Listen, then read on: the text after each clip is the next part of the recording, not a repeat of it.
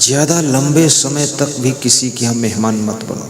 1 घंटे बस काफी। गाड़ी स्टार्ट करो, निकल जाओ।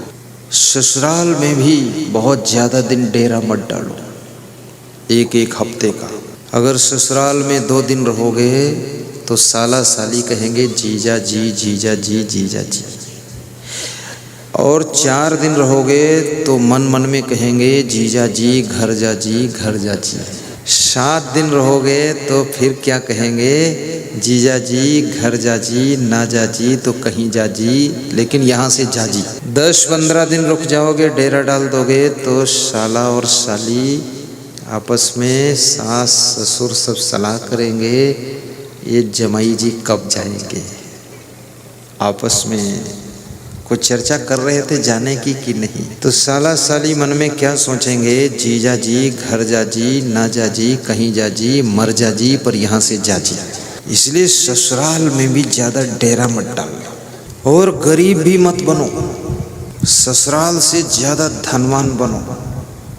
बस दहेज में एक बार ले लिया सो ले लिया, अब देने लायक बनूंगा, लेने लायक नहीं रहूंगा। ऐसी हिम्मत करके रहो। सास ससुर को बोल दो कोई तकलीफ होगी तो मेरे पास आ जाना, ये सब आपका ही खजाना है, आ जाना।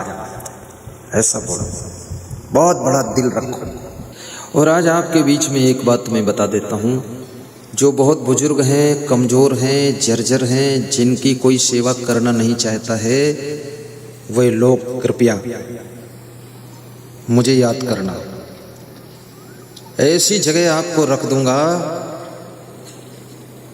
बहुत सुंदर भोजन मिलेगा। छोले की सब्जी, हलवा, पूड़ी, खीर, रोटी, दाल, चावल, मस्त साफ कपड़े धुले हुए रोज, और बेड फर्स्ट क्लास, और दूध भी सुबह शाम, और डॉक्टर पर डॉक्टर वहां कंप्लीट खड़ा रहेगा, और आपका 1 पैसा खर्च नहीं होगा।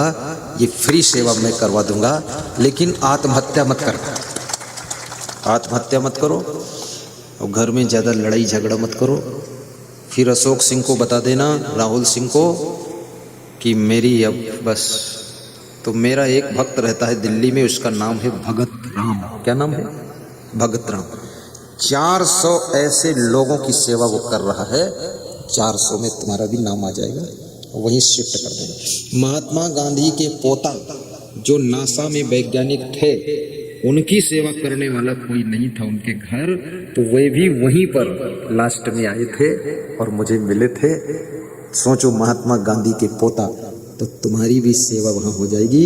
ज्यादा झगड़ा झंझट बहू से मत मचाना, और ना तो लफड़ा करना। और याद रखना, तुम जहां रहोगे तुम्हारा भाग्य तुम्हारे साथ रहेगा, और कुछ कम नहीं, सब हो जाएगा। बस वहां हम आपको नहीं मिलेंगे। हम 2-4 साल में एक बार जाते हैं, 1 घंटा के लिए, बस दर्शन, फोटो लगा के दर्शन कर लेना कि धन्य हो गुरुदेव, स्वर्ग में जीते जी पहुंचा दिया। पर ऐसे महान पुत्र बनो, महान बहू बनो कि अपने माता पिता, दादा दादी, सास ससुर की सेवा का मौका कभी दूसरे को न मिले, वो आपको ही मिलना चाहिए। भगवान को, देवी देवता को किसी ने देखा नहीं है। याद रखना, बुजुर्गों में, कमजोरों में, और आपके माता पिता में, सास ससुर में, और आपके दादा दादी के अंदर भगवत सत्ता का निवास रहता है। उनकी सेवा करने से भगवान की कृपा मिलती है, आशीर्वाद मिलता है। सेवा करना चाहिए, मुस्कुरा कर दो सेवा।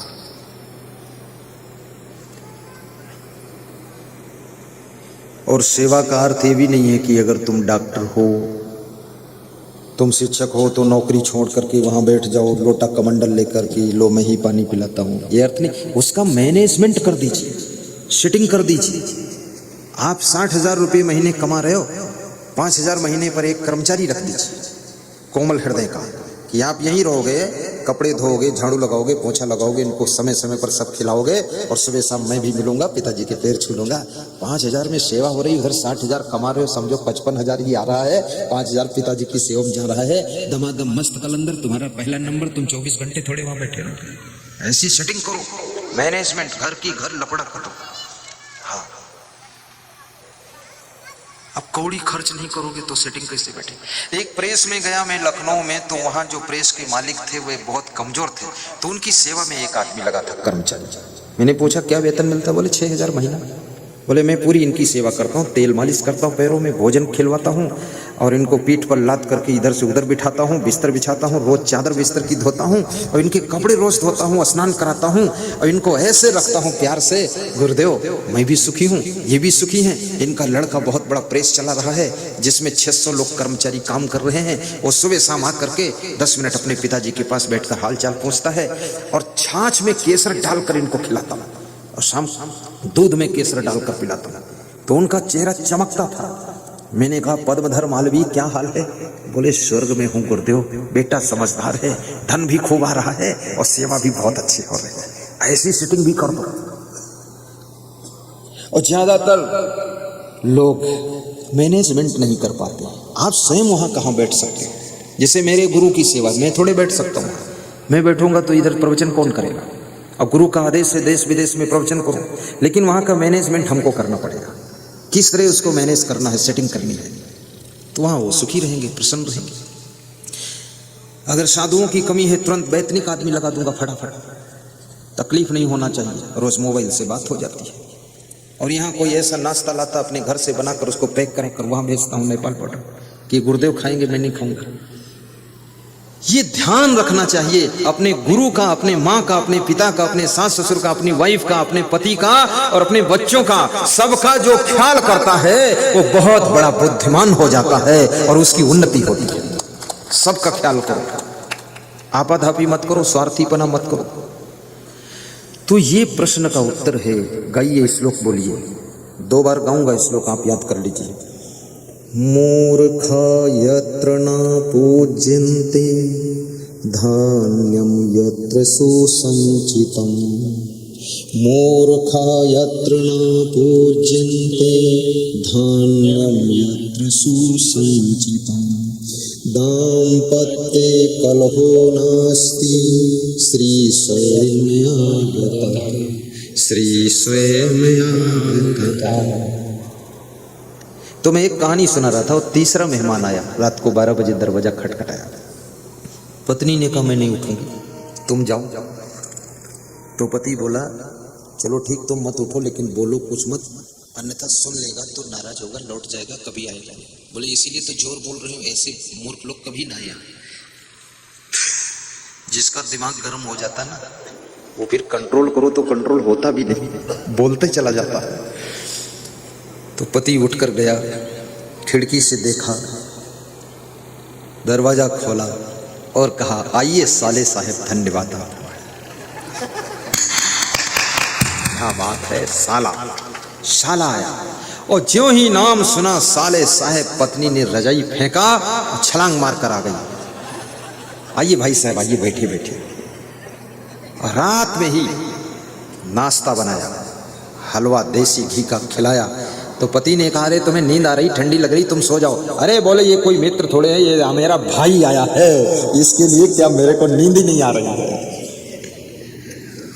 जिसके प्रति लगाव होता है, प्रेम होता है, उसके आने पर मिलने पर नींद भी उड़ जाती है, ठंडी भी उड़ जाती है, गर्मी भी उड़ जाती है और प्यास भी नहीं लगती, न भूख लगती है, सब तुम ब्रेक लगा देते हो और उससे प्रेम से मिलते हो। इसलिए याद रखना, प्रेम को इतना विस्तार रूप दे दीजिए कि आप जिससे मिलो उसके आनंद में तुम डूब जाओ और उसको अपने आनंद में डुबा दो। और यूट्यूब में भी आएगा ये मंगलमय घड़ी आने वाली है, कोई जाने न जाने। और आपको 3,80,00,000 व्यूअर यूट्यूब में है, वो सुनेंगे देखेंगे, आपका भी चित्र आएगा। और टीवी में लगभग 5 से 7 करोड़ लोग उसमें सुन रहे हैं। पूरे वर्ल्ड में 10 करोड़ लोग भी सुनते होंगे, मुझे पता नहीं उसका। इसलिए मैं कहता हूं आप भी गाइए, तो साथ में आपका गाता हुआ चित्र भी टीवी में आएगा और फिर आप भी देखोगे तो आपको लगेगा मैं कितना अच्छा गाता हूँ। तो सुजालपुर के 1 नंबर के गायक बनोगे तुम। अगली बार जब मैं आऊँगा तो तुम व्यास गादी से गाओगे, मैं उधर बैठकर सुनूंगा। बहुत अच्छा गाओगे आप। सब बुद्धिमान लोग हैं यहाँ, पहले ही बता दिया था मैंने। एक ही मनन एक ही चिंतन, एक ही मनन एक ही चिंतन, एक ही छवि मन भाई है, कोई जाने न जाने। एक ही छवि मन भाई है, कोई जाने न जाने। मंगलमय घड़ी आई है, कोई जाने न जाने। मंगलमय घड़ी आई है, कोई जाने न जाने। सकल विश्व में उस गुरुवर की, सकल विश्व में उस गुरुवर की छवि सुंदरता छाई है, कोई जाने न जाने। छवि सुंदरता छाई है, कोई जाने न जाने। मंगलमय घड़ी आई है, कोई जाने न जाने। मंगलमय घड़ी आई है, कोई जाने न जाने। बोलिए सद्गुरु भगवान की जय। अब मैं आपको सुनाने जा रहा हूँ जो संत कबीर से छोटे छोटे 3 प्रश्न पूछे गए थे कि मनुष्य इतना बुद्धिमान होते हुए छोटी छोटी बड़ी बड़ी गंदी गंदी आदतों में क्यों फंस जाता है। मनुष्य इतना समझदार प्राणी होते हुए भी भ्रम भ्रांति में कैसे फंसता है। और मनुष्य इतना होशियार होते हुए भी उलझन में, टेंशन में, चिंता में क्यों रहता है। आइए तीनों का उत्तर बहुत शॉर्ट में देंगे। ऐसे इसका उत्तर तो बहुत विस्तार से देना चाहिए पर टाइम कम है, समय का ध्यान रखते हुए। जब तक मनुष्य को आत्मबोध नहीं होता है, हरि बिनु धर्म विगुरचनि गंधा, हरि के बिना मनुष्य भ्रम में, उलझन में और गंदी आदतों में पड़ा रहता है। हरि यानी ये आत्मा रूपी परमात्मा ही हरि का रूप है। जब तक आपको आत्मज्ञान नहीं होगा कि मैं कौन हूं, हु एम आई, हूं कौन छू, मेरा स्वरूप कैसा है, अपने आप को पहचान जब तक नहीं होगी। और ये आत्मा अजर है, अमर है, अविनाशी है, अखंड है, शाश्वत है। शरीर के मरने से भी इसकी मृत्यु नहीं होती है। तुम शरीर नहीं हो, तुम अमर आत्मा हो। शरीर का जन्म होता है, इस आत्मा का जन्म भी नहीं होता है। शरीर की मृत्यु होती है, इस आत्मा की मृत्यु भी नहीं होती है। शरीर बीमार होता है, यह आत्मा बीमार भी नहीं होता है। शरीर को आग में जलाया जा सकता है, लेकिन इस आत्मा को ना आग में जलाया जा सकता, ना वायु से सुखाया जा सकता, ना जल से भिगोया जा सकता, ना शस्त्र से काटा जा सकता है। ये आत्मा शरीर को ऐसे चेंज करता है जैसे मनुष्य पुराने कपड़ों को चेंज करके नए कपड़े धारण करता है, ऐसे आत्मा एक शरीर को चेंज करके दूसरा नया शरीर धारण कर लेता है। ये आत्मा वही रहता है, तुम वही रहते हो, केवल कपड़ा बदल जाता है। ये आत्मा वही रहता, केवल शरीर बदल जाता है। और जिस घर में आज तुम्हारा जन्म हुआ है, मृत्यु के पश्चात तुम उस घर में भी पुनः जन्म ले सकते हो। और ये भी हो सकता है उस जिले में भी जन्म ले सकते हो, और ये भी हो सकता है कि आप दूसरे प्रदेश में भी जन्म पा सकते हो। आपको मरते समय कहाँ की याद आ जाती है। आपके कर्म आपको आगे यथा स्थान पर ले जाकर के जन्म दिलाते हैं। इसलिए अगर अच्छी जगह पर जन्म लेना है तो जरा अच्छे कर्म कीजिए, पुण्य कर्म कीजिए, सत्कर्म कीजिए, तो आपका अगला जन्म भी बहुत अच्छी जगह पर होगा। और इतना पुण्य कमाइए कि किसी अच्छे परिवार में जन्म, दुष्ट परिवार में जन्म ना। और ऐसे कर्म कीजिए, सत्कर्म, जिससे कि भारत देश में जन्म हो, और भारत देश में भी मध्य प्रदेश में तुम्हारा जन्म हो। और ऐसे गांव में जन्म हो जिस गांव में मैं भी आऊं, प्रवचन सुनाऊं, हमारा तुम्हारा फिर मिलन। अभी एक राहुल की बेटी है, उसका नाम ओया है, रुद्रशिला, छोटी है। वो जब टीवी में देखती थी, प्रवचन सुनती थी, बहुत खुश होती थी, ताली बजाती थी। और कल से मैं उसको देख रहा हूँ, जब उसको लेकर मेरे पास आते हैं बोलती कुछ नहीं है, ऐसे आंखें फाड़ कर देखती रहती। ये टीवी से निकल के बाहर कैसे आ गया? वो छोटी सी, अब उसका वो पूर्व जन्म की श्रोता रही है, पूर्व जन्म की भक्त है, वो पूर्व जन्म की वो आत्मा हमारे सत्संग से जुड़ी है, हमसे जुड़ी है, इसलिए वो टीवी में ही बहुत उसमें कथाकार और गुरुजी आते हैं, लेकिन उसको उसी में चॉइस हुई कि ये ठीक गुरुजी है। और फिर जहां उसने जन्म लिया तो शायद उसी की आत्मा के पुण्य ने मुझको आकर्षित करके सुजालपुर में प्रवचन करने के लिए बुलाया है, ये भी हो सकता है। तो ऐसा तुम्हारा जन्म ऐसे गांव में हो, ऐसे प्रदेश में हो जहां कोई महान संत आकर के प्रवचन भी सुनाता हो, तो तुम शरीर नहीं हो, एक बात पक्की हो गई, तुम मन नहीं हो, तुम इंद्रियां नहीं हो, तुम अजर अमर अविनाशी आत्मा हो। और ये आत्मा स्त्री भी नहीं है, ये आत्मा पुरुष भी नहीं है, ये आत्मा बूढ़ा भी नहीं होता है, ये जवान भी नहीं होता, ये बच्चा भी नहीं होता, ये मरता भी नहीं, ये जन्मता भी नहीं है। आत्मा इन सब चीजों से परे है, जिसके स्वरूप का वर्णन श्री कृष्ण ने गीता में अर्जुन को सुनाया है कुरुक्षेत्र में। वाशांसि जीर्णानि यथा विहाय नवानि गृह्णाति नरोपराणि तथा शरीराणि विहाय जीर्णानि अन्यानि संयाति नवानि देहि। नयनं छिन्दन्ति शस्त्राणि नयनं दहति पावका न चैनं क्लेदन्त्यापो न शोषयति मारुता। न जायते मृते वा कदाचिन् नायं भूत्वा भविता वा न भूया अजो नित्यः शास्तो अयं पुराणो न हन्यते हन्यमाने शरीरे।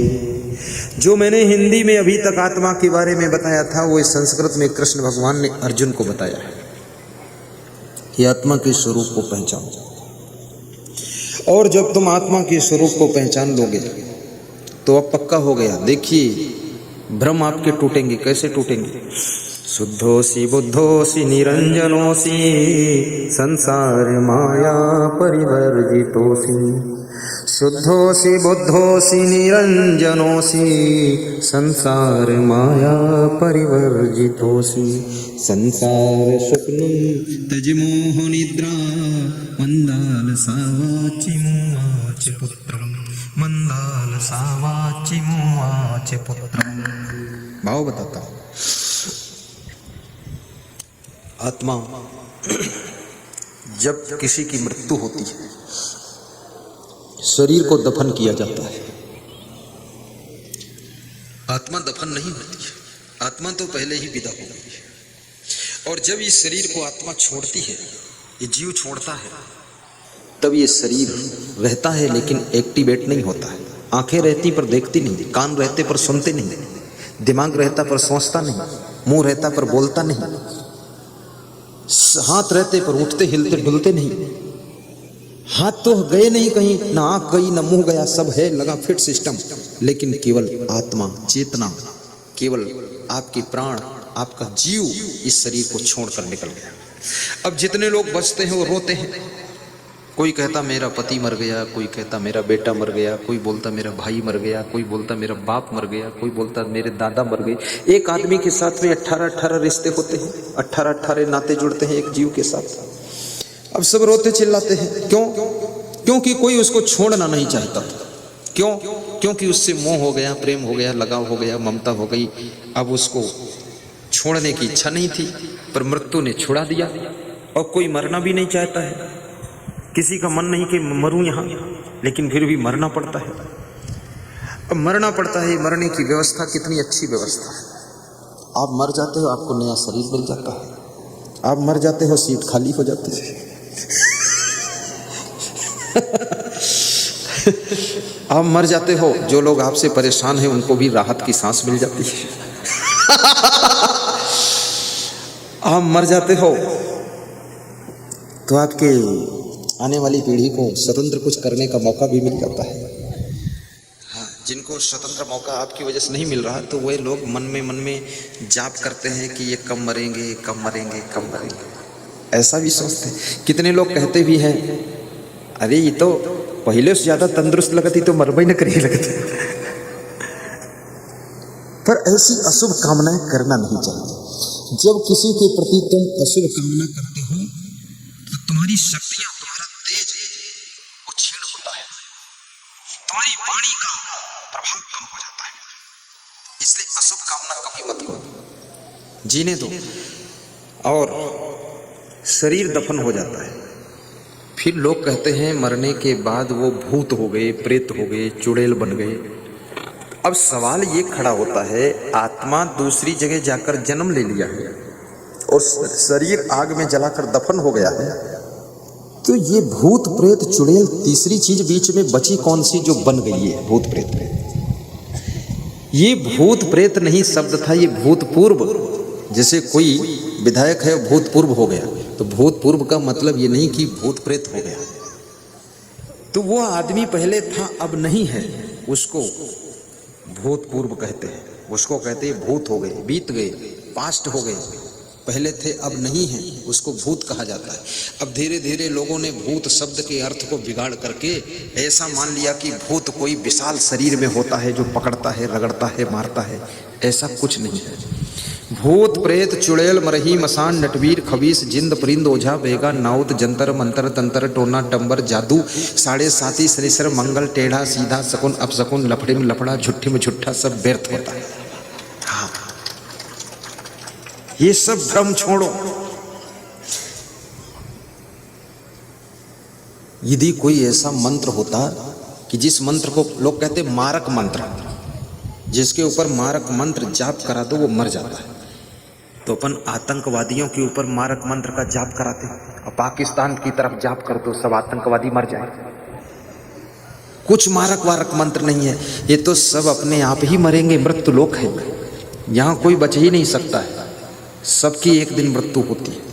और थोड़ा समय हमें आपको मिलता है, किसी को 10 साल 20 साल 50 साल 60 साल 80 साल 90 साल ये कुछ करने के लिए टाइम मिला है। तो इतने समय में बहुत से लोग तो अपने पेट के लिए ही नहीं कुछ कर पाते, अपना ही मकान नहीं बना पाते हैं, अपने लिए गाड़ी वाड़ी नहीं ला पाते हैं, अपने बच्चों को नहीं पाल पोस पाते, उसे उलझे रहते हैं। लेकिन इतना करो कि आने वाली 2-4 पीढ़ियों को भी तुम्हारे कार्यों से लाभ प्राप्त हो। आपके अंदर सामर्थ्य बहुत है। ये परिवार के कलह कलेश में, कुटुंब के राग द्वेष में, इस गुस्सा में, आलस्य में, नाराजी में, मुंह फुलाने में अपना टाइम मत बर्बाद करो। ये तो घर का लफड़ा सफड़ा चलता रहेगा, कोई समझने वाले नहीं है। तुम अगर सोचो अपनी माँ को ठीक से समझा दूं तब मैं कुछ करूं, माँ नहीं समझेगी। वो 70 साल की पुरानी है, रघुमल है, वो ठीक नहीं होगी। तुमको ठीक होना तो हो जाओ, नहीं तो तुम बर्बाद हो जाओगे उसके चक्कर में। वो लोग सोचते हैं पत्नी को सुधार दूं उसके बाद कुछ डेवलप करूं, अरे कुछ नहीं सुधरेगी, वही मॉडल रहेगी, चंडाल खोपड़ी चलने दो। बहुत सी लेडीज परेशान है अपने पति को कि इसको सुधार दूं, पति मेरा ठीक हो जाए तब मैं सुख मनाऊं। अरे ये ठीक नहीं होगा, ये पूर्व जन्म का तुम्हारा शत्रु आत्मा आई है, दारू पीकर आएगा, तुमको दुख देगा, तुम्हारे गले की चैन रात में खींच ले जाएगा, सुबह बेचकर फिर दारू पीकर आएगा, तुम रजाई में चैन ढूंढोगे और ले गया वो नालायक चंडिका अवतार। तो इनके चक्कर में भी मत पड़ो। अरे पतिवती थोड़े समय के लिए है, पत्नी वतनी पतिवती सब झंझटबाजी कुछ नहीं, राग द्वेष मत करो, उलझो मत। ये जो जैसे हैं इनको देख करके मुस्कुराओ और कह दो धन्यवाद है, सब बहुत अच्छे हैं, मेरे से सब अच्छे हैं, मैं ही खराब हूं, सबको शुभकामना है। और अपनी ऊर्जा का प्रयोग करो और बहुत बड़ा कमाल करके दिखाओ। कितने विद्यार्थी पारिवारिक उलझन में पढ़ करके वो उनकी पढ़ाई चौपट हो गई, पढ़ाई छोड़ दिया कि हमारे घर में बड़ा झंझट है इसलिए हम पढ़ाई छोड़े। अरे वो झंझट तेरे पढ़ाई छोड़ने से खत्म होने वाला नहीं है, वो सब घर के लोगों के पास बुद्धि उद्धि नहीं है, उसी में वो फुटबॉल खेल के रहेंगे। तू मत उसके बीच में जा, ने तेरे भी 2-4 लात मारेंगे बेवकूफ लोग, फालतू बात। तू अपना पढ़ और आगे बढ़ और भोपाल में मकान बना और इनको सबको ले जाकर वहीं हलवा खिलाना, बात को सब ठीक हो जाएगी। तो अपनी कलाओं का सही प्रयोग करना चाहिए। ये समस्याएं, ये परिस्थितियां क्या भगवान राम के सामने ऐसी विषम परिस्थितियां नहीं थी? लेकिन वो परिस्थितियों से प्रभावित नहीं हुए। कांटों के बीच में भी उन्होंने अपनी राह निकाली और उन्होंने अच्छा किया, बड़ा किया, शुभ कर्म किया, जिससे कि वे भगवान बन गए। अगर वे सोचते हमारे घर का कलह कलेश ठीक हो जाए उसके बाद हम कुछ करेंगे, वो ठीक होने वाला नहीं है। अगर ठीक भी हो जाए तो मंथरा आकर फिर बिगाड़ देगी। ठीक कहाँ होगा? घर घर में मंथरा है, पड़ोस में मंथरा है, गांव में मंथरा है, पुरुषों में भी मंथरा है, महिलाओं में मंथरा है। ये सब बिगाड़ते रहते। कुछ लोग बिगाड़ने का काम करते, कुछ लोग सुधारने का काम करते हैं। ऐसे सब लहड़म पहाड़म गड़बड़ सड़बड़ चलता रहता है। बस तुम अपने लक्ष्य पर